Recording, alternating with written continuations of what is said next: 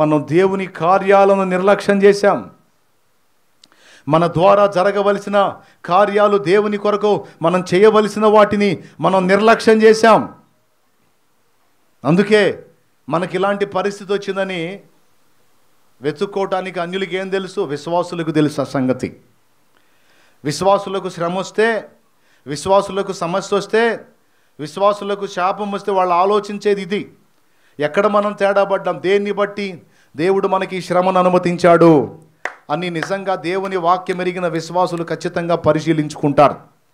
ఒకవేళ ఇప్పటిదాకా మీకు అలవాటు లేకపోతే ఇక నుంచి గుర్తుపెట్టుకొని మనం వెతుక్కోవాల్సింది ఇది. వాస్తు తేడానో, మంత్రప్రయోగాలనో, లేకపోతే ఇంకొకటనో కాదు. మనం వెతుక్కోవాల్సింది దేవునికి వ్యతిరేకంగా మనం ఎక్కడ పాపం చేస్తున్నామో వెతుక్కోవాలి. కొన్నిసార్లు దేవుడు దరిద్రతకి, శ్రమకి, సమస్యకి, శాపానికి మనల్ని అప్పగిస్తాడు. అప్పగించేది ఎందుకో తెలుసా? ఈ శ్రమలను బట్టైనా, ఈ సమస్యలను బట్టైనా సిగ్గు తెచ్చుకొని మారు మనసు పొంది ఆ లోపాలు చక్కదిద్దుకుంటారని దేవుడు అనుమతిస్తాడు సమస్యల్ని. విశ్వాసులైన వాళ్ళకి ఈ విషయం తెలిసి ఉండాలి, ఈ గ్రహింపు ఉండాలి. ఈ పాస్టర్లైనా, విశ్వాసులైనా, పరిచారకులైనా భేదం లేదు. అందరూ పరిశీలించుకొని దిద్దుబాటు చేసుకోవాలి. కానీ బెత్లెహేములో ఒక కుటుంబం ఉంది. ఆ ప్రాంతం మీదికి దేవుడు కరువు పంపించాడు. కరువు ఎందుకు పంపించాడంటే వాళ్ళకి ఎగస్టాలు ఎక్కువైనాయి. ఆ ప్రాంతంలో దేవుడికి నచ్చని విధంగా వాళ్ళ ప్రవర్తన ఉండింది. దేవుడు వాళ్ళ కళ్ళు తెరవాలి, వాళ్ళు మారు మనసు పొందాలని కఠినమైన పరిస్థితులకు వాళ్ళని అప్పగించాడు. అప్పగించినప్పుడు ఏం చేయాలి చెప్పాను? ఏం చేయాలి? మారు మనసు పొంది దిద్దుకోవాలి. కానీ ఈ ఫ్యామిలీ ఏం చేశారో తెలుసా? ప్రాంతాన్ని వదిలిపెట్టి వెళ్ళారు. నేను చెబుతున్నా, నువ్వు దేవుని ప్రణాళికలో ఉన్న బిడ్డవైతే, దేవుని యందు విశ్వాసం ఉంచిన దానవైతే, ఉంచిన వాడవైతే, ఈపూర్లో, పెదకొండాయపాలెంలో, లేకపోతే ఊడిచెర్లలో, లేకపోతే కళ్ళకుంటలో, లేకపోతే ఇంకొక చోట నీకు ఇబ్బందులు ఎదురైనాయి అని నువ్వు హైదరాబాద్ పోయినా, చెన్నై పోయినా, బెంగళూరు పోయినా సరే, నీకు కోటింగ్ పడతానే ఉంటుంది. కోటింగ్ పడతానే ఉంటుంది. మనం అనుకుంటాం ఆ కరువు కలిగిన ప్రదేశంలో, ఆ శ్రమ కలిగిన ప్రదేశంలో నుంచి మనం పక్కకు తప్పుకున్నా మనకి ఇబ్బంది ఉండదని. నువ్వు దేవుని ప్రణాళికలో ఉన్న వ్యక్తివైతే, నువ్వు ఎక్కడున్నా, ఏ ప్రాంతంలో ఉన్నా, అందరితో పాటు వచ్చినటువంటిది నీ మీద కూడా వచ్చింది. ఇంకా చెప్పాలంటే తప్పించుకుందామని అతి తెలివితేటలు ప్రదర్శిస్తే కోటింగ్ డబల్ అయిద్ది. స్తోత్రం. మనం ఎక్కడి నుంచి పోయినా దేవుడి ఉగ్రత నుంచి ఎట్లా తప్పించుకుంటాం? దేవుడు ఆశీర్వదించేది ఉంటే ఎక్కడున్నా మనల్ని దీవిస్తాడు. కరువు ప్రాంతంలో ఉన్నా మనకంత అన్నం పెడతాడు నా తండ్రి, మనకు కావాల్సిన రూపాయి ఇస్తాడు మన తండ్రి. ఆయన మనకు తోడై ఉంటే కరువు ఎక్కడా, మనకి దరిద్రత ఎక్కడా, శాపం ఎక్కడా? కానీ ఆయన మనకి తోడు లేకపోతే నయోమి ఇక్కడే కాదు, ఎక్కడికి పోయినా మన బతుకులింతే. చాలే ఊరుకోవయ్యా, చెప్పొచ్చు, భలే చెప్తున్నావు. కానీ ఇక్కడ కరువు వచ్చిందని ఇక్కడే కూర్చొని మీనమేషాలు లెక్క పెడితే ఎట్లా? ఇక్కడ నుంచి తప్పించుకుపోవాలి. అది వివేకవంతుడి లక్షణం. అంతేగాని ఇక్కడే ఉండి ఈ కరువులో ఈ ఊరి జనంతో పాటు మనం కూడా చద్దామయ్యింది కాదయ్యా, చచ్చిపోదామా? ఈ కరువు దెబ్బకి ఈ ఊరోళ్ళంతా చచ్చేటట్టున్నారు. నా మాట విని ఆ మోయా ప్రాంతం బాగుందంట, సమృద్ధిగా పనులు ఉన్నాయంట, అక్కడికి పోయిన వాళ్ళు లక్షాధికారులు కోట్లకు పడగలెత్తుతున్నారంట. నా మాట విని పోదాం పదా. అక్కడికి పోతే మనం కోట్లకు పడగలెత్తకపోయినా ముందు కరువు నుంచి కాపాడబడతాం, బతుకుతాం అంది. భర్త అంటాడు, ఆలోచించు అంటాడు. ఇంకా ఆలోచించేది లేదు, ఏం లే అబ్బాయి, సిద్ధపడంటారా, ఇంకెళ్ళిపోదాం, ఎక్కడుంటే కరువుకు చేస్తాం అనుకుంది. వాళ్ళు తలకాయలు వెళ్ళిపోయారు, మొత్తం ఫ్యామిలీ అంతా వెళ్ళిపోయింది. ఈరోజు కుటుంబాలు కరువులో, ఆర్థిక ఇబ్బందుల్లో, అప్పుల బాధల్లో, నానా రకాల సమస్యల్లో సతమతమవుతున్న వాళ్ళు ఉన్నారు ఇక్కడ కూర్చున్న వాళ్ళల్లో. వేదనామయమైన పరిస్థితుల్లో ఉన్నోళ్ళు ఉన్నారు ఇక్కడ కూర్చున్న వాళ్ళల్లో. అందరూ వినండి, కుటుంబం బలుక్కున్నారు, కూడ బలుక్కున్నారు. ఏమని?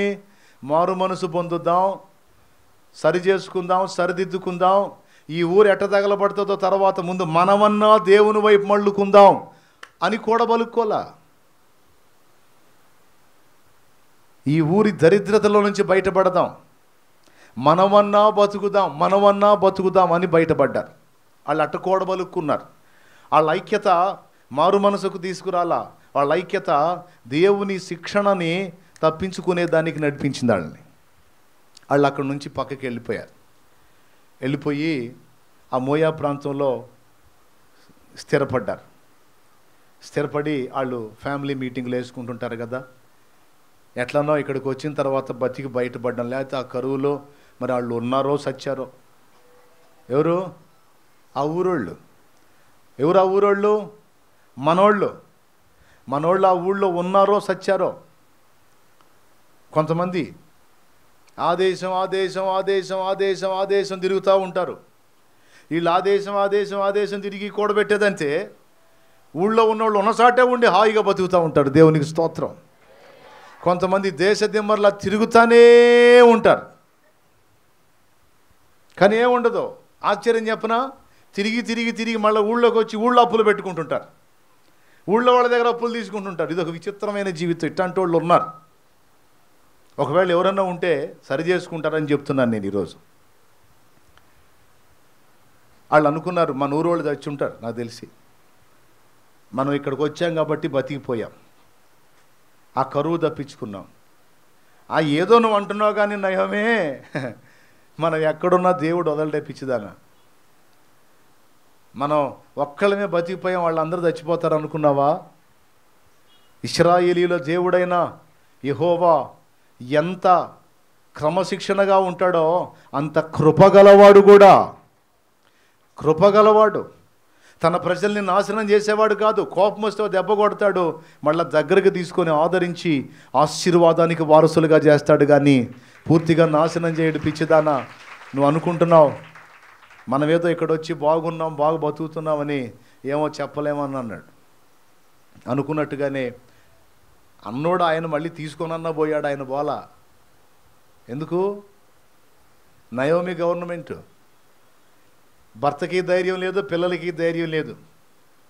అమ్మా మనం ఎందుకు పోవాలి మోయాబుకి అనే ధైర్యం లేదు. అమ్మా మనం ఎందుకే ఈ అన్యుల మధ్య, మనం పోదాం పద, మన ప్రాంతానికే పోదాం పద అనే ధైర్యం లేదు పిల్లలకి, భర్తకి లేదు. ఎందుకంటే ఈమెదే గవర్నమెంట్ ఇంట్లో. పిల్లలు ఎదురు చెబితే వాళ్ళకి పగిలిద్ది, ఆయన ఎదురు చెబితే ఆయనకి మూడిద్ది. ఎందుకు వచ్చిన గొడవ అంటే మిమ్మల్ని గురించి కాదులే, నేను ఆమె గురించి చెబుతున్నా. కొంతమంది ఇళ్లలో అట్లుంటారు, ఇంటిని ఒక దారి చేసిందాక వదిలిపెట్టరు, వాళ్ళ బోడి పెత్తనంతో నాశనం చేసి ఆడబెడతారు ఇంటిని. కొంతమందిలే, మిమ్మల్ని కాదు, కొంతమంది. దేవునికి స్తోత్రం. వాళ్ళ పనికి మాలిన పెత్తనాలతో పాడు చేసి ఆడబెడతారు ఇంటిని. నువ్వు ఆడవాళ్ళనే తిడుతున్నావు మాకు తెలుసులే అన్నట్టు చూస్తున్నారు మీరు, మిమ్మల్ని కాదన్నానుగా. ఆ టైప్ వాళ్ళు ఎవరో వాళ్ళని తిడుతున్నారు. దేవునికి స్తోత్రం.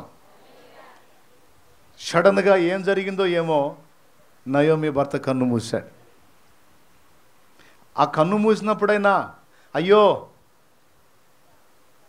మేము దిద్దుబాటు చేసుకోలేదని దేవుడు ఈ రీతిగా తీర్పు తీర్చాడు, అయ్యో మాకు శాపం ఎక్కువ అవుతుంది, మాకు సమస్య ఎక్కువైపోతుంది, అర్జెంటుగా మారు మనసు పొంది మళ్ళా మా ప్రాంతానికి మేము చేరాలని ఆలోచన చేసిందా? చేయలే. మనుషులు అన్నప్పుడు సావకుండా ఉంటారా, బతకుండా ఉంటారా, పుట్టకుండా ఉంటారా, సావకుండా ఉంటారా? పుట్టినోడు గెట్టక తప్పదని ఆయనకి టైం వచ్చింది, పోయాడు. పిల్లలు అడుగుండొచ్చు బహుశా, మహలోను కిలియోను, అమ్మా ఈ అక్కడ కరువులో తప్పించుకొని బతుకుదామంటే ఇక్కడికి వచ్చాక నాన్న పోయాడే, అక్కడున్నా నాన్న బతికేవాడేమోనమ్మా, ఇక్కడికి వచ్చినాక నాన్న పోయాడు కదమ్మా, ఎందుకు వచ్చిన గొడవ, మనం పోదాం అంటే ఏమని ఉంటుంది? అరే మనుషులు అన్నప్పుడు పుట్టకుండా ఉంటారా, సావకుండా ఉంటారా? ఆయన టైం వచ్చింది, ఆయన పోయాడ్రా, మనం పోయి అక్కడ కరువులో ఏడచేద్దాం, వదిలే ఉండండి అంటే కొన్ని రోజులకి పెద్దోడు పోయాడు. వాళ్ళకి పెళ్ళిళ్ళు చేసింది. కోడళ్ళు వచ్చారు, ఇద్దరు కోడళ్ళు వచ్చారు. ఇక అదృష్టం వచ్చింది అనుకుంది. ఇద్దరి కొడుకులకి పెళ్ళిళ్ళు అయినాయి. ఇద్దరికి పిల్లలు లేరు. చిత్రం, ఫస్ట్ ఒక పెద్దోడు చచ్చిపోయాడు, తర్వాత రెండోడు చచ్చిపోయాడు. చివరికి ఆ ఇంట్లో ముగ్గురు విధవరాండ్రు మిగిలారు. ముగ్గురే విధవరాండ్రు మిగిలారు. ఎందుకు తీసుకొచ్చింది వాళ్ళని? బతుకుదామని తెచ్చిందా, చంపుదామని తెచ్చిందా? పెద్దగా చెప్పాలి. అక్కడే ఉంటే ఏమవుతారన్నది. ఇప్పుడు ఇక్కడికి వచ్చి ఏమయ్యారు? అయిపోయిందిగా. అప్పుడు వెలిగింది బలుపు. ఎవరికి? నయోమికి అప్పుడు వెలిగింది బలుపు. వెలిగి దేవుడు క్రమపరచాలనుకుంటే, దేవుడు దిద్దుబాటు చేయాలనుకుంటే ఆంధ్రాలోనే కాదు, అమెరికాలో ఉన్న తాట తీస్తాడు. దేశం మారామని వదిలిపెట్టడో, ఏర్పాట్లో ఉన్నోళ్ళని ఎక్కడున్నా, ప్రణాళికలో ఉన్నోళ్ళని ఎక్కడున్నా తొక్క తీసి దారిలో పెడతాడు. దేవునికి స్తోత్రం. ఆయన మనల్ని ఆశీర్వాదానికి వారసులుగా ఉండడానికి పిలిచాడు. శాపగ్రస్తమైన పనులు చేస్తే తన్ని క్రమశిక్షణలో పెట్టుకుంటాడు, ఎందుకంటే ఆయన ప్రేమ గల తండ్రి. అప్పుడు వెలిగింది బలుపు. బతుకుదాం, నా వాళ్ళని బతికించుకుందామని తెచ్చి మొత్తాన్ని పోగొట్టుకున్నాను. నా వాళ్ళు కాని వాళ్ళు ఇప్పుడు నా దగ్గర ఉన్నారు, నా సొంత వాళ్ళు నాకు లేకుండా పోయారు. ఇక ముగ్గురు ఒకళ్ళు ముఖం ఒకళ్ళు చూసుకుంటే ముగ్గురు ఉన్నారు. ఓ రోజు ఆలోచించుకుంది, నా కన్నబిడ్డలే పోయిన తర్వాత వీళ్ళు మాత్రం నాకు అవుతారని కోడళ్ళని దగ్గరికి పిలిచమ్మా, ఓర్పా రమ్మా, నువ్వు ఎవరినొస్తురాలు అమ్మా, నా బిడ్డలు నేను కోల్పోయాను. అమ్మ రూతో, యవనస్తురాలివే తల్లి, పుట్టింటికి వెళ్తే మీరు మీ అమ్మా నాన్న మీకు తగ్గోళ్ళని చూసి పెళ్ళిళ్ళు చేస్తారమ్మా. నా బ్రతుకెటు చేదైపోయింది, మీ బ్రతుకులు ఎందుకు అలా కావాలి? మీరు మీ పుట్టిళ్ళకి వెళ్ళండి, నేను పుట్టిన ప్రాంతానికి వెళ్తాను, నా ప్రజల దగ్గరికి వెళ్తాను. వాళ్ళందరిని వదిలిపెట్టి బతుకుదామని వచ్చాను, ఇప్పుడు నా బతుకెట్ట తగలబడింది. వారు ఆశీర్వదించబడిన ప్రజలు, వారికి తోడై ఉన్నవాడు సైన్యములకు అధిపతియగు యెహోవా.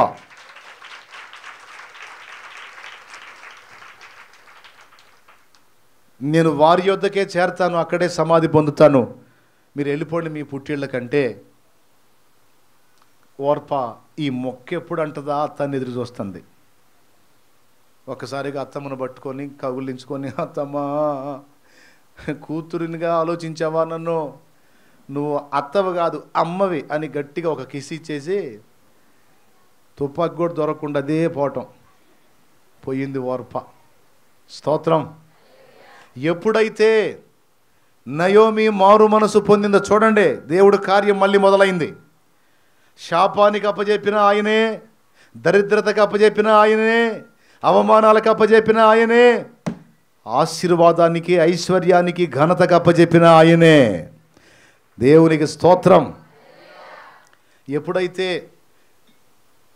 నా పరిస్థితి ఏంటో నాకు అర్థమైంది, నా తండ్రి చేసే శిక్షను నేను తృణీకరించి గతి పట్టాను, వెళ్తాను, మళ్ళా ఆయన రెక్కల కిందకే వెళ్తాను, ఆయన పాదాల దగ్గరికే వెళ్తాను. ఆయన ఆశీర్వదించిన ఆ రొట్టెల ఇల్లు, బెత్లెహేం అంటే రొట్టెల ఇల్లు, ఆ రొట్టెల ఇంటికే నేను పోతాను మళ్ళీ అని ఎప్పుడైతే తీర్మానం చేసిందో, మారు మనసు పొందిందో, వెంటనే ఆ ఇద్దరు కోడళ్లలో ఒకదానికి ఆమె మీద దయ పుట్టేటట్టు చేశాడు దేవుడు. ఆయనకి సాధ్యం. ఆయన మధురమైన అనుభవాలని చేదైన అనుభవాలుగా చేయగలుగుతాడు, చేదైన అనుభవాల్ని మధురమైన అనుభవాలుగా కూడా చేయగలుగుతాడు. వెంటనే రెండవ కోడలు రూత్ అంటది, ఏంటత్తమాను అంటుంది, ఇంటికి వెళ్ళమంటున్నావా, పెళ్లి చేసుకొని సుఖపడమంటున్నావా, పిచ్చిదానా. ఆమె వెళ్ళిపోయింది, భర్తను కోల్పోయావు, పిల్లల్ని కోల్పోయి ఒంటి పక్షి అయిపోయావు, నిన్ను నేను కూడా వదిలిపెడితే నాకన్నా దుర్మార్గురాలు ఇంకోటి ఉంటుందా? నిన్ను నేను కూడా వదిలిపెడితే నాకన్నా నీచురాలు ఇంకోటి ఉంటుందా?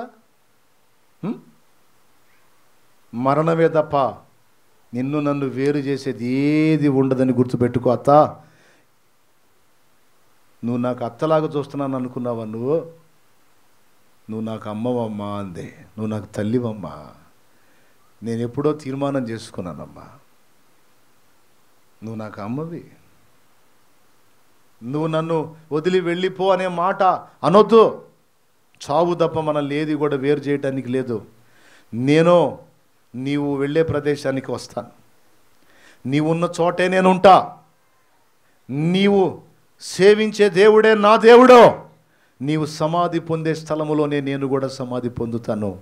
నిన్ను మాత్రం విడవను అన్నది. బా, ఈ అన్యురాలికి నా మీద దయ పుట్టించావా ప్రభు? నేను మారు మనసు పొంది నా తప్పు తెలుసుకుంటే నాకు రూతు హృదయంలో స్థానం ఇచ్చావా? ఈమె పలుకుతుంది నిశ్చయమేనా? నిశ్చయమే, డౌట్ లేదు. తనతో వచ్చుటకు ఆమె మనస్సు స్థిరపడిందని నయోమి గుర్తించి, సరే పదని ఆ రూతుని వెంటబెట్టుకొని వెళ్ళింది. వెళ్తే వింతైన విషయం చెప్పనా, ఆ ఊరోళ్ళందరూ చేస్తారనుకుంది కదా. వాళ్ళందరూ బాగున్నారు, వాళ్ళ ఇళ్ళు వాకిళ్ళన్నీ బాగున్నాయి. ఎందుకంటే వాళ్ళు దేవుని వైపు తిరిగారు, పశ్చాత్తాపడ్డారు. కరువుకు అనుమతించిన దేవుడు మళ్ళా వాళ్ళకి సమృద్ధినిచ్చాడు. శాపానికి అప్పచెప్పిన దేవుడు మళ్ళా వాళ్ళని ఆశీర్వదించడం మొదలుపెట్టాడు. వాళ్ళు పూర్తిగా దీవించబడ్డ స్థితిలో కళ్ళాడిపోతున్నారు. ఏం పోయేసరికి వాళ్ళు ఈమెను చూసి గుర్తుపట్టారు. వాళ్ళు గుర్తుపడతారు, వాళ్ళు విశ్వాసులు కదా, గుర్తుపడతారు. మన నయోమి కదూ, ఆ వెళ్ళే మనిషి మన నయోమి కదూ, మన మహలోను కిలియోని వాళ్ళ అమ్మ, ఎలిమెలెకు వాళ్ళ భార్య మన నయోమి కదూ అనుకుంటున్నారు. ఆమెను చూసి ఇళ్లలోంచి బయటకు వస్తున్నారు, పలకరించారు. మా ఓ తల్లి, నువ్వు నయోమివి కదూ, ఏరి మహలోను కిలియోని ఎక్కడా, ఎలిమెలెకేడి అని, ఏరి నీ భర్త పిల్లలు ఎక్కడా, నయోమి అని వెంటబడ్డారు. అప్పుడు ఆమె అంటుంది, నన్ను నయోమి అని పిలవద్దు. ఏడుస్తా, వాళ్ళకెళ్ళి తిరిగి ఏడుస్తా అంటుంది, యెహోవా నన్ను రిక్తురాలినిగా చేశాడు. ఆమె చెప్తుంది, సర్వశక్తుడు నాకు చాలా దుఃఖం కలగజేశాడు, నాకు చేయాల్సిన పని నాకు చేశాడు. నన్ను నయోమి అని పిలవద్దు, నా బ్రతుకు మధురంగా లేదు, నేను చేదైపోయాను, నేను మారా అనే పిలుపుకు తగిన దాన్ని. వాళ్ళకి అర్థమైపోయింది, మొత్తాన్ని పోగొట్టుకుంది. ఈ అమ్మాయి ఎవరు? ఈ అమ్మాయా నా కుమారుడి భార్య, పేరు రూతు. ఇదిగో అందరినీ కోల్పోయాను, ఇక్కడికి వద్దామని నిర్ణయించుకున్నాను, నా దేవుడు ఈమెతో మాట్లాడాడు. ఆమె నన్ను ఒంటరిని చేయకుండా నాతో పాటే ఉంటానని వచ్చింది. నీ జనులే నా జనులందే, ఇదిగో ఈమె మిమ్మల్ని కోరుకుంది. నీ దేవుడే నా దేవుడు అంది. నీవు ఉన్న చోటే నేను ఉంటానంది. నీవు మృతి పొందు స్థలంలోనే నేను మృతి పొందుతానంది. ఈ నీతివంతురాలు. ఈమె నా కోడలు కాదు, ఈమె నా కూతురు. కొడుకుల్ని కోల్పోయి కూతుర్ని తెచ్చుకున్నాను అంటే వాళ్ళు ఓదార్చారు. రూత్ వెళ్ళిపోయింది. అన్ని ఇళ్ళు బాగున్నాయి, వాళ్ళ ఇల్లు మాత్రం పాడుబడిపోయినట్టుగా అయిపోయి ఉంది. అదిగో అదేనమ్మా మన ఇల్లు, రూతు అదే మన ఇల్లు. చక్క వెళ్ళి అదే పనికిమాలిన ఇల్లు పెరిగేసుకుంటే జ్ఞానవంతురాలు ఇల్లు కట్టుకుంటుందని ఉంది కదా, ఆ ఇంటిని శుభ్రం చేసేసి నీట్గా చేసి పడేసి ఇక వెళ్ళి ఇద్దరు ప్రార్థన చేసుకొని మళ్ళీ జీవితం ప్రారంభించారు. ఆ తర్వాత నయోమి జీవితం, రూతు జీవితం ఒక ఆశ్చర్యకరమైన మలుపు త్రిప్పబడి, రూతు బోయజు దృష్టిలో పడేటట్టు దేవుడు చేసి, నయోమే రూతుకు తల్లిగా మారి ఆమెకు బోయజుతో వివాహం చేస్తే, ఆ రూతు బోయజులకు పుట్టినవాడే దావీదు పితరుడు. దేవునికి స్తోత్రం. ఆ రూతు బోయజుకు పుట్టినోడే దావీదు పితరుడు చూడండి. బోయజు రూతునందు ఓబేదును కనెను, ఓబేదు యెష్షయిని కనెను, యెష్షయి రాజైన దావీదును కనెను.